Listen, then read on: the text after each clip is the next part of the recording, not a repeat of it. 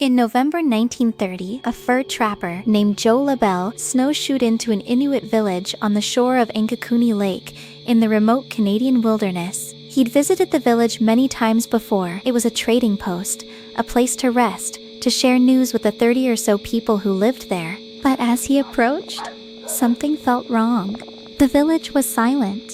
No voices, no dogs barking, no smoke rising from the chimneys. He called out, "Nothing." He walked between the dwellings, empty, every single one. Food sat on tables, half-eaten and frozen. Rifles leaned against walls. No hunter would abandon their weapon. Kayaks were tied at the shore. Supplies were stacked and ready, but the people were gone. All of them vanished. Joe searched frantically, his breath visible in the Arctic air.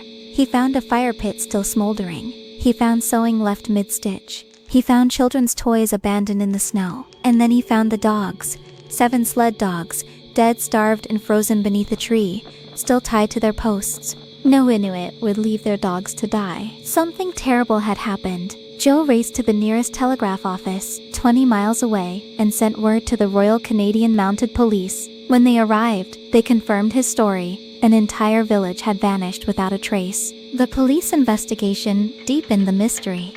They found graves that had been opened, the bodies removed. Who would dig up frozen graves in the middle of winter, and why? There were no tracks leading away from the village. No signs of struggle, no blood. It was as if 30 people had simply evaporated. The Mounties interviewed nearby communities. No one had seen the missing villagers. No one had heard anything unusual. The lake was vast and isolated.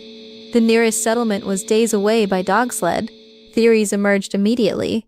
Some said it was a mass abduction raiders from another tribe, though no tribe claimed responsibility and there was no motive. Others whispered about spirits, about ancient curses. The Inuit had legends of the Torngarsuk malevolent entities that could steal souls. Some elders said the lake was cursed, that people who stayed too long would be taken. The newspapers ran wild with it. Village of the Dead, they called it, the mystery of Angakuni Lake. Reports spread across Canada, then internationally. It became one of the most famous disappearances of the 20th century. But as the years passed, the story grew stranger, because some investigators began to question whether it had happened at all. Decades later, researchers digging into the case found problems. There were no official police reports, none that could be verified. Joe LaBelle's account appeared in newspapers, but inconsistencies emerged. Some versions said 30 people vanished, others said 2,000. Some reports mentioned the dogs, others didn't. The location itself was vague. Angakuni Lake is enormous, with dozens of small settlements scattered around it. Which village, when exactly, the RCMP had no record of investigating a mass disappearance. Skeptics began to suggest it was a hoax, or a misunderstanding, or a story that grew in the telling. But others pointed out that in 1930, the Canadian Arctic was barely mapped. Record-keeping was sparse. Communication was slow. A small Inuit community could disappear, and it might be months before anyone noticed. And there were other reports, whispers from trappers and traders of villages found empty, of strange lights in the sky, of people who walked into the wilderness and never returned.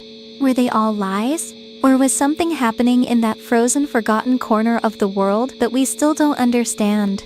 The legend of Angakuni Lake endures because it touches something primal, the fear of vanishing, of being erased without explanation. Whether the story is true, exaggerated, or entirely fabricated, it represents a deeper truth. The wilderness is vast, indifferent, and full of mysteries we may never solve. In the 1930s, much of northern Canada was unmapped.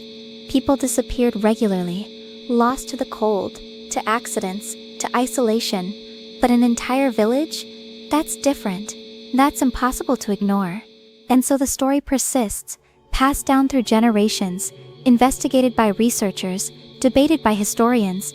Some believe it happened exactly as reported. Others think it was a tragic misunderstanding. Perhaps the village relocated, or was struck by disease, or abandoned for reasons lost to time. And some believe it never happened at all, that it was a tall tale that took on a life of its own. But on cold nights, when the wind howls across Angakuni Lake, locals still tell the story. They still warn travelers. And they still wonder, what happened to the people who vanished?